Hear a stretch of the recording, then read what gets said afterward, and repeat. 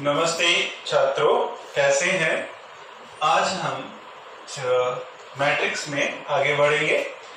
इससे पहले हमने अवयव या फिर जिसको अपन मैट्रिक्स बोलते हैं,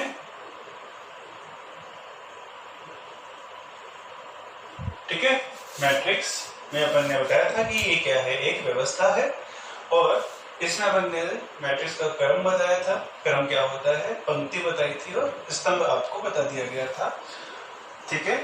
उसमें 3.1 अपन ने कंप्लीट कर ली थी। इसके बाद में अपने पास में है मैट्रिक्स में योग संक्रिया किस प्रकार से अपन करें। तो योग संक्रिया, अब कोई दो अपने पास में मैट्रिक्स है, उन दो मैट्रिक्स को आपस में जोड़ना योग संक्रिया कहलाती है। तो माना कोई मैट्रिक्स E है, माना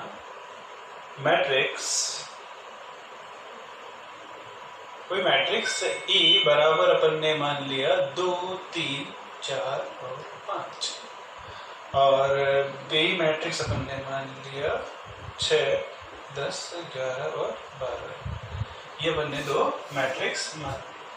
अच्छा, योग संक्रिया का मतलब ये होता है कि पहली बात तो जब दो मैट्रिक्स को योग किया जाता है E प्लस B, उसको प्लस से ही अपन प्रदर्शित करेंगे। और योग करने का, अब इसमें सबसे पहले ध्यान रखें A है तो पहला अपन मैट्रिक्स A लिखेंगे 2, 3, 4, 5, और प्लस B मैट्रिक्स अपन लिखेंगे 6, 10, 11 और 12। ये बनने दो मैट्रिक्स लिखते हैं, ठीक है। अच्छा, पहली बात तो ये कि जब दो मैट्रिक्स को आपस में जोड़ा जाता है तो अपन क्रम का ध्यान देंगे। दोनों देखेंगे अपन कि दोनों के मैट्रिक्स अपने पास में समान क्रम की होनी चाहिए। अगर दोनों मैट्रिक्स समान क्रम की हैं तो उसके अवयव आपस में जुड़ जाएंगे। अगर समान क्रम की नहीं है तो इसका मतलब है कि योग संक्रिया इसमें नहीं होगा। तो समान क्रम का, इसके लिए पहले अपने पास में स्थिति ये आ गई कि दोनों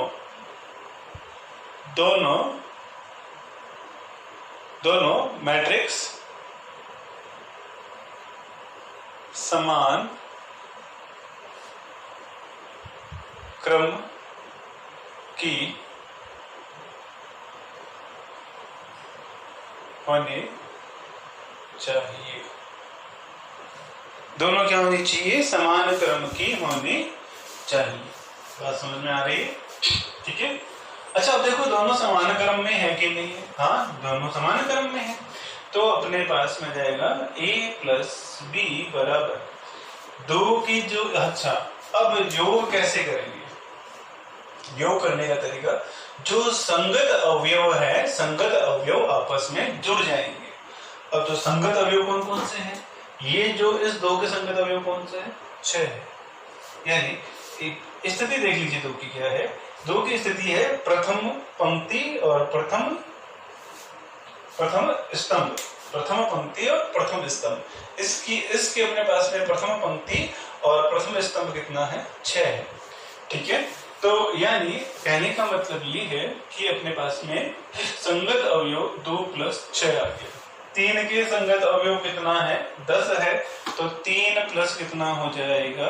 10 हो जाएगा, ठीक है। 4 प्लस 11, 4 के संगत अवयव है अपने पास में 11, तो ये हो जाएगा 4 प्लस 11। और 5 के संगत अवयव अपने पास में है 12, तो ये हो जाएगा 5 प्लस 12, ठीक है। तो A प्लस B बराबर अपने पास में हो जाएगा 2 और 6 8 और 13 15 और ये जाएगा 17। और इसका क्रम भी क्या होगा? 2 गुना 2 होगा। समान क्रम के मैट्रिक्स ही आपस में जुड़ेंगी।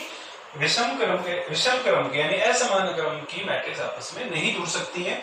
और जो इनका उत्तर आएगा यानी A प्लस B जो है वह उसी क्रम में होगी जिस क्रम में ये दोनों मैट्रिक्स अपने पास में है, ठीक है। तो इस प्रकार से इनको आपको हल करना है, ठीक है। अब आगे देखिए। अच्छा, A प्लस B अपने पास में ये आ गया। अब अगर मैं आपको बताऊं कि A माइनस B यानी व्यवकलन भी यहां से मैं आपको बता देता हूं। तो यहां पे व्यवकलन की बात करें,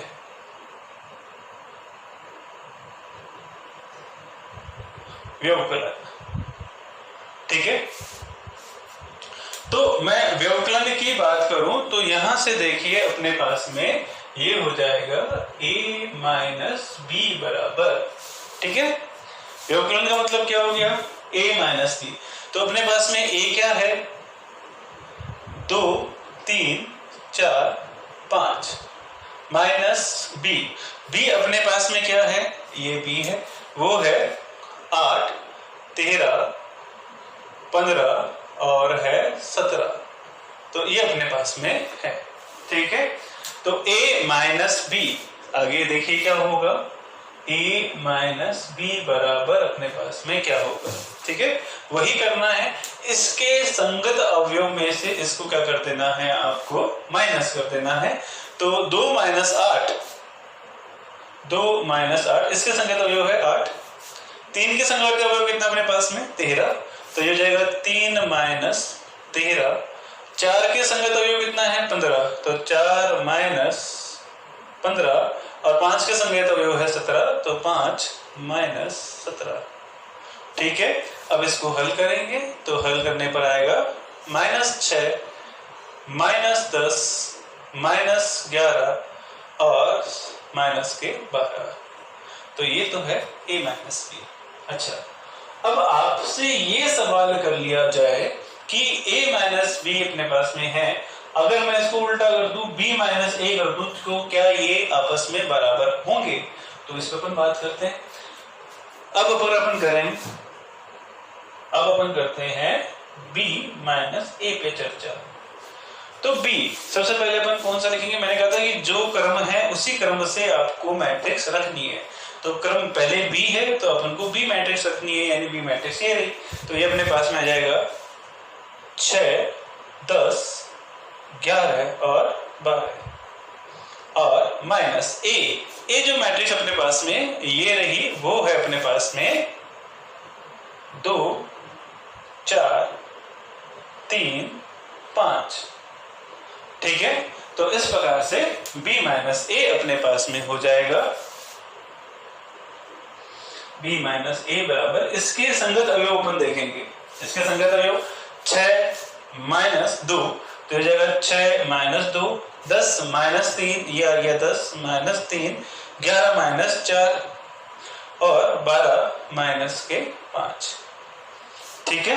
तो b माइनस a बराबर अपने पास में अब आ जाएगा b माइनस a बराबर 4 और ये आ जाएगा अपने पास में 7, ये भी आ जाएगा 7 और 7 5 12, 10 में से 3 गए 7, 11 में से 4 गए 7, 12 में से 5 गया, ये भी कितना बचेगा अपने पास में 7 यहाँ पे बच जाएगा। तो यहाँ पे देखिए a माइनस बी ये है और b माइनस a अपने पास में ये है, दोनों आपस में बराबर नहीं है, तो ये फर्क रह जाता है अपने पास में, तो इसका अपन ध्यान रखेंगे, ठीक है। 2 माइनस 8, अच्छा 2 माइनस 8 अपन ने यहाँ पे कुछ गलत रख दिया क्या, ये 2 4 है और 3 5 है, b है अपने पास में 6 11 और 10 12, अच्छा ये अपन ने गलत कर दिया। तो अपन ने b कौन सा उठा के रख दिया अपन ने, अच्छा b a प्लस b रख दिया अपन ने उठा के, चलो कोई बात नहीं, कोई बात नहीं, कोई बात नहीं, इसको b यहाँ से उठा के रख लेना, इसको अपन ने यहाँ पे कहते हैं इसको उठा के रख दिया है ना। तो चलो मैं कर देता हूँ फटाफट, a माइनस बी, चलो ठीक है देख लेना हो जाएगा। तो b माइनस a और a माइनस बी दोनों आपस में क्या नहीं है, बराबर नहीं है, ठीक है। अब आगे देखिए क्या करते हैं,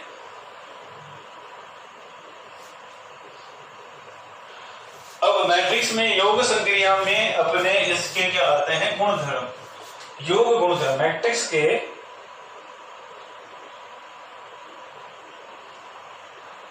योग गुण धर्म, मैट्रिक्स के योग गुण धर्म पे अपन चर्चा करेंगे। पहला गुणधर्म है वह है अपने पास में साहचर्य का नियम। साहचर्य से पहले अपन क्रम विनिमय पहले करेंगे। साहचर्य से पहले अपन करेंगे क्रम विनिमय, क्योंकि पहले आता है क्रम विनिमय, उसके बाद में साहचर्य। क्रम विनिमय, ठीक है। तो पहला है अपने पास में क्रम विनिमय।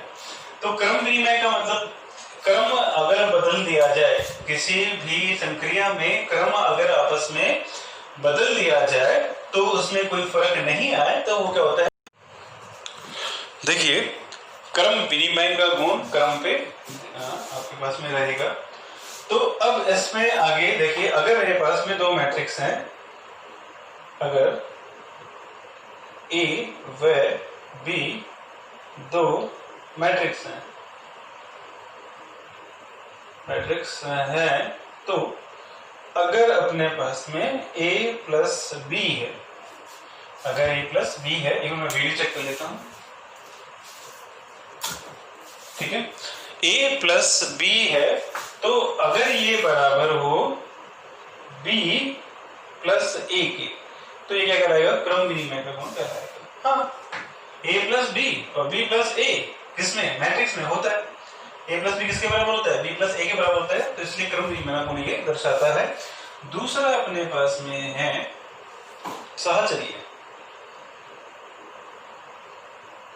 साहचर्य का नियम,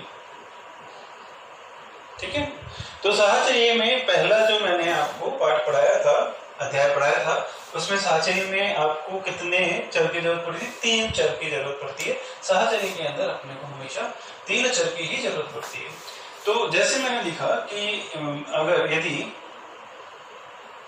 A, B व C मैट्रिक्स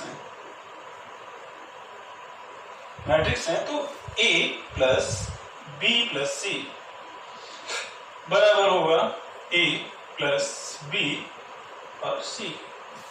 सहचर्य का नियम यही कहता है। सहचर्य का नियम कहता है कि सबसे पहले किसको हल करें, B प्लस C को हल करें, उसमें किसको जोड़ दें, A को जोड़ दें। अगर वो बराबर होता है किससे, सबसे पहले अपन क्या हल करें, A प्लस B हल करें। इसमें पहले हल क्या बनते B प्लस C, जबकि इसमें पहले हल क्या करेंगे, A प्लस B, फिर C जोड़ेंगे।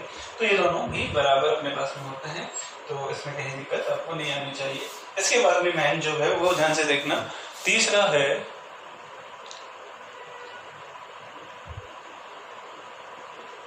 योज्य प्रतिलोम।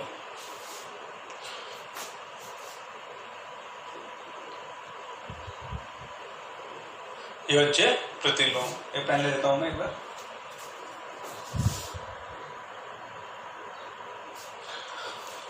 योज्य प्रतिलोम नहीं है, योज्य तत्समक है।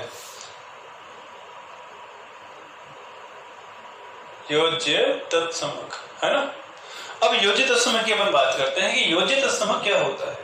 तो योज्य तत्समक की बात करें, मैंने आपको पहले ही अध्याय में मैंने आपको ये बताया था कि किसी भी चर से ऐसी संक्रिया करें, या अपन योज्य है तो प्लस करें, है ना, जिससे वही संख्या या वही चर आपको मिल जाए, तो वो क्या कहलाता है, योज्य तत्समक आपके पास में कहलाता है। तो अगर मैं यहाँ पे किया A, अपने पास में एक मैट्रिक्स है, बराबर क्या आना चाहिए आपके पास में, वापस से A आना चाहिए। तो वापस से A आ गया, किस मैट्रिक्स से A मैट्रिक्स को आप प्लस करें कि वह क्या आए, 0 आ जाए, तो सॉरी A आ जाए। तो किससे करें अपन, प्लस 0 से कर दो। A प्लस 0 बराबर A होता है। तो ये जो A है यही अपना क्या है, योज्य तत्समक, यही अपने पास में योज्य तत्समक है। अच्छा, अब आपके मन के अंदर प्रश्न उठेगा कि ये तो A एक मैट्रिक्स है और आपने यहाँ पे 0 रख दिया। मैट्रिक्स A में 0 कैसे जुड़ सकता है? तो मैं आपको बता दूं कि यहाँ पे ये 0 ना होके 0 मैट्रिक्स कहलाता है। 0 मैट्रिक्स को जो भी अपने पास में है 0 0 0 0, कितने बड़ी 0, इसको अपन 0 से प्रदर्शित कर सकते हैं। तो जैसे कि मैंने यहाँ पे लिखा कि A बराबर 1 2 3 4, और अब मेरे को A प्लस 0 बराबर देखना है, A प्लस 0, तो इसको A की जगह मेरे पास में मैट्रिक्स है 1 3 2 4 प्लस, अब सीधा इसमें जीरो नहीं जुड़ता, किसी भी मैट्रिक्स में कोई अंक नहीं जुड़ता है। सीधा सीधा मैं लिखूं मैट्रिक्स ए और प्लस में कर दूं 5, तो ये 5 इसमें नहीं जुड़ सकता। हाँ 5 तो प्लस 5 रह सकता है, अलग से पड़ा रहेगा, लेकिन ये 5 इस मैट्रिक्स के अंदर नहीं जुड़ सकता, नहीं जुड़ सकता। तो क्या करें, तो इसमें अपने पास में जीरो है, तो इसका मतलब है कि ये जीरो मैट्रिक्स है। तो मतलब जीरो मैट्रिक्स सारे के सारे अवयव क्या होने चाहिए, जीरो होने चाहिए।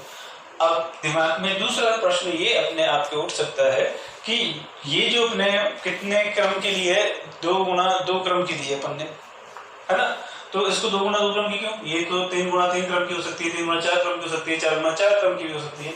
तो इसको ध्यान देने वाली बात ये है कि यह जो अपने पास में ए मैट्रिक्स जो अपने पास में है, जिसका क्रम ये होगा उसी का क्रम अपन इसको ये रखेंगे, ये बात आप ध्यान रखेंगे, ठीक है।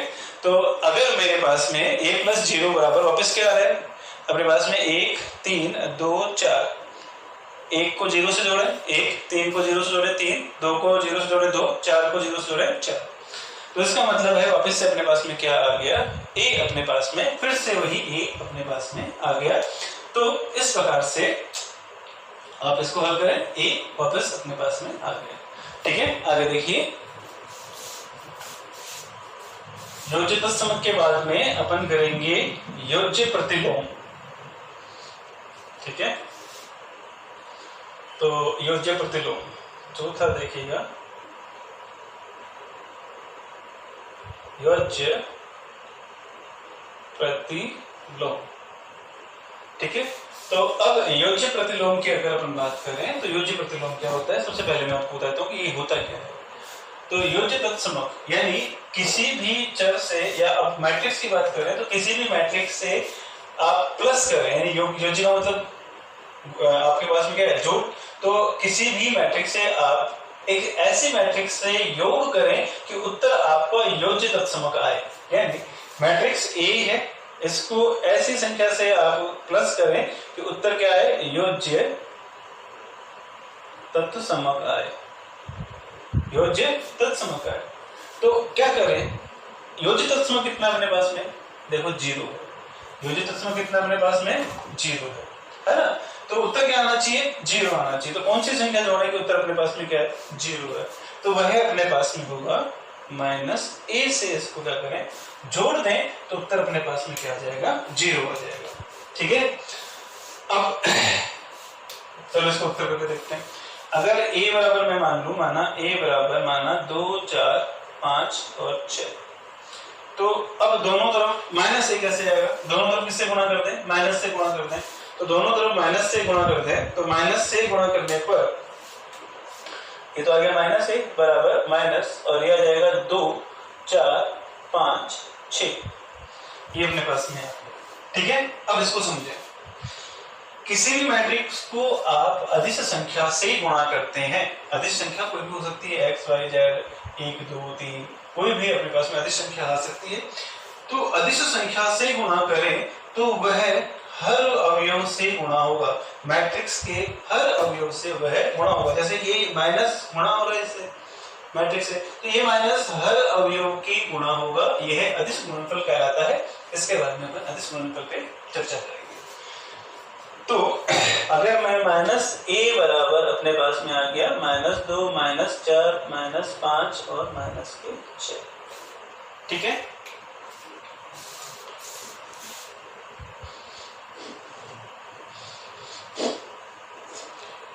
ये अपने पास में आ गया। अब अपन क्या करते हैं, इसको अपन हल करते हैं, देखते हैं क्या आता है। a प्लस -a को हल करने पर a का मान कितना अपने पास में, वो है 2 4 5 6 प्लस, और -a का मान अपने पास में ये है। तो अपन क्या कर सकते हैं, -2 -4 -5 और -6 अपन यहाँ पे कर सकते हैं, ठीक है। तो अब देखेंगे a प्लस -a बराबर, देखो 2 को 2 से माइनस करेंगे कितना आएगा, 0, 4 को 4 से करेंगे तो आएगा 0, 5 -5 0, 6 -6 कितना आ गया, 0। तो अपन कह सकते हैं a का प्रतिलोम अवयव, a का योज्य प्रतिलोम माइनस ए है। योज्य प्रतिलोम क्या है? माइनस ए है। तो इसे अपन क्या कहेंगे? योज्य प्रतिलोम कहा जाता है। अब आगे देखिए,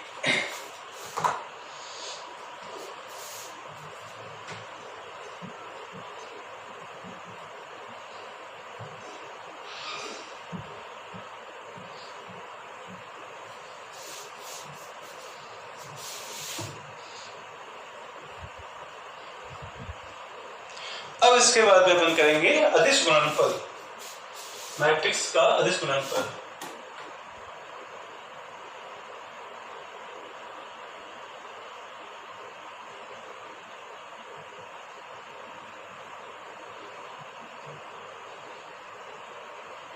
ठीक है, मैट्रिक्स का अदिश गुणनफल।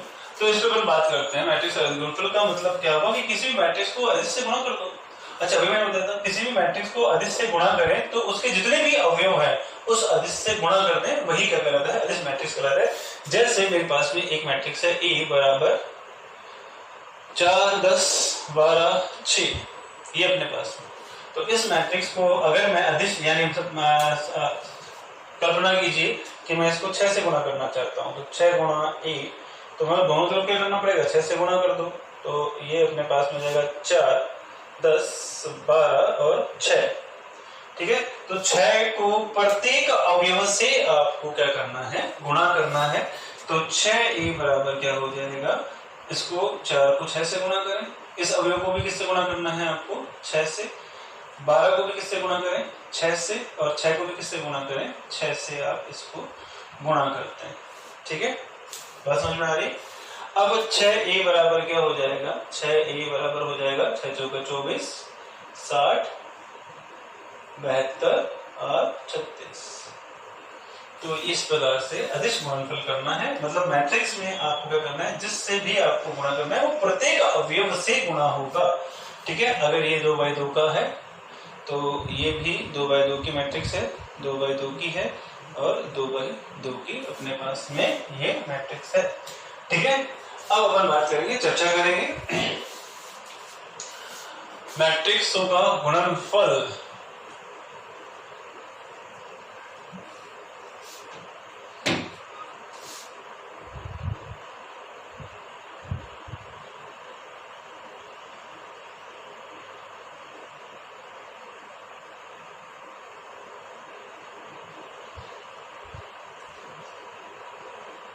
मैट्रिक्सों का गुणनफल, अगर मैं इस पे चर्चा करूं तो क्या होगा कि अगर मेरे पास में दो मैट्रिक्स हैं, चर्चा करते हैं कि अगर मेरे पास में एक है, यदि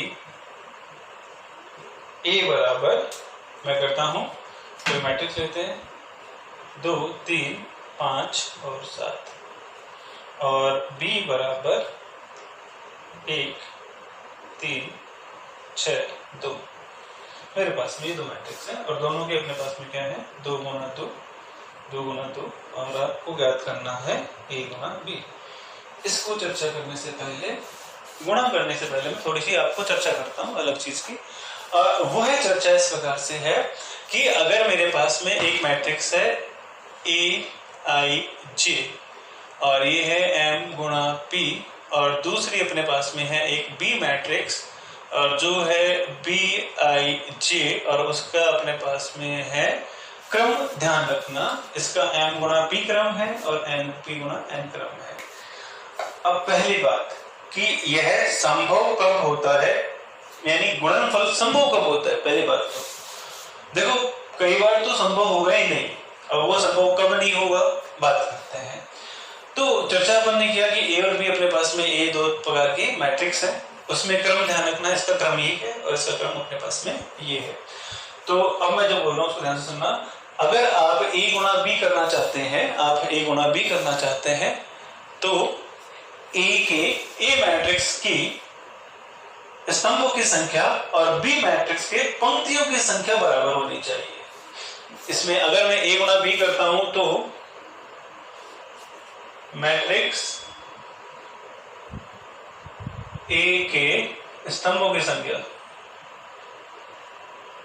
की संख्या मैट्रिक्स बी के पंक्तियों की संख्या के बराबर होनी चाहिए। तो मैट्रिक्स ए के स्तंभों की संख्या मैट्रिक्स बी के पंक्तियों की संख्या के बराबर होनी चाहिए, तभी ए गुणा संभव है। ए गुणा बी संभव है, अन्यथा नहीं है।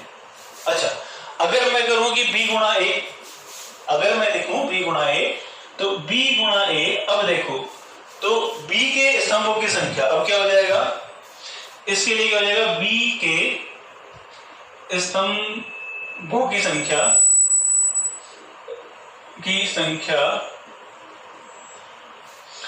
ए के पंक्तियों की संख्या के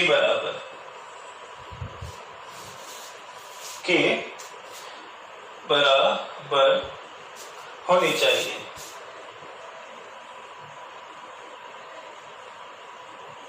उसके बराबर होनी चाहिए। देखो ए गुणा बी है तो प्रथम कौन लिखा जाएगा, ए, दूसरे मैट्रिक्स कौन से बी, और बी गुणा ए है तो पहले कौन लिखा जाएगा, बी मैट्रिक्स, दोबारा कल के ए मैट्रिक्स। तो ध्यान रखना ए गुणा बी और बी गुणा ए दोनों बराबर हो भी सकते हैं, नहीं हो सकते, मैं बाद में चर्चा करूंगा, लेकिन ए गुणा बी और बी गुणा ए दोनों एक नहीं है।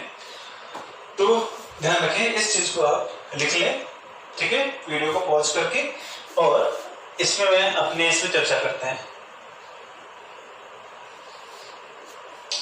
ए गुणा बी बराबर, तो सबसे पहले आपके पास में क्या लिखा जाएगा, ए मैट्रिक्स लिखे 2 3 5 7 गुणा दूसरी मैट्रिक्स अपने पास में है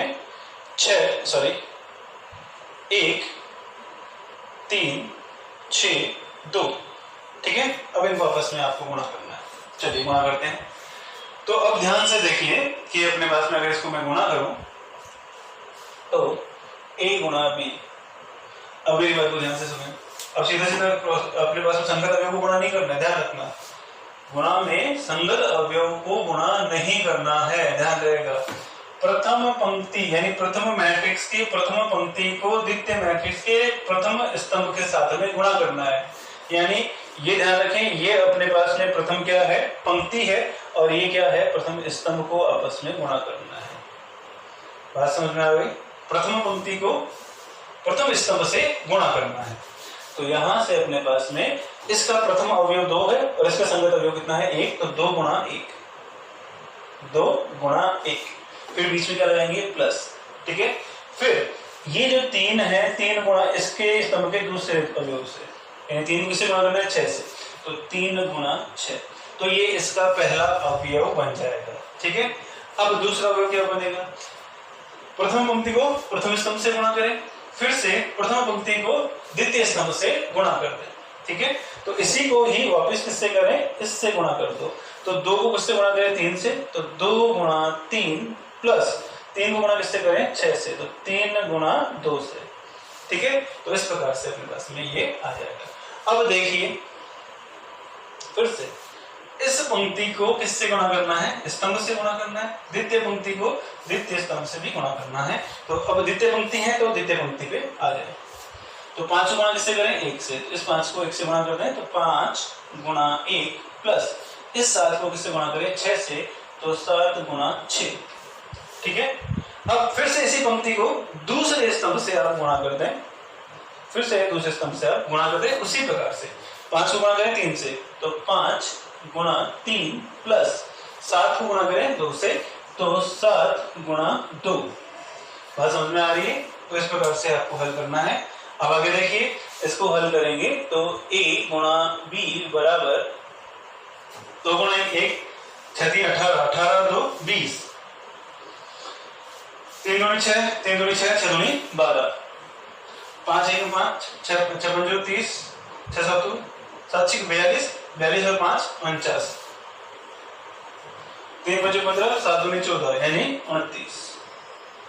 ठीक है। और ये भी क्या रहेगा, 2 गुना 2 क्रम का। अच्छा पहली बात, अगर मैंने यहाँ पे लिखा था कि A बराबर AIJ M गुणा P व B बराबर BIJ P गुणा N, अगर ऐसा है तो अपने पास में, अब देखो कि ये संभव है या नहीं, इसमें अपन देखेंगे तो संभव है या नहीं। तो इसके अपन क्या करेंगे, पहला जो A है A गुणा B में, A गुणा B संभव है या नहीं है, इसको अगर आपको देखना है तो इसका क्रम लिख लीजिए M गुणा P, ठीक है। और B का भी अब लिख लीजिए, फिर किसका लिखेंगे, B का, P गुणा N। ये सीधा तरीका बता रहा हूँ जिससे कि आपको पता चल जाए कि हाँ सीधा सीधा, अगर आपको वो ध्यान में नहीं रहे पंक्तियों की संख्या स्तंभों की संख्या पंक्तियों की संख्या बराबर होनी चाहिए, तो आप उसको उस झंझट में नहीं पढ़ना चाहे तो इसका क्रम लिख दीजिए, इसका क्रम लिख दीजिए, ठीक है। तो इसके बाद एज का जो लास्ट है इसका फर्स्ट है, इसका जो आखिरी वाला और इसका पहला वाला दोनों आपस में क्या होने चाहिए, बराबर होने चाहिए, ठीक है। तो बराबर होने चाहिए, तो बराबर है तो इसका मतलब A गुना B संभव है।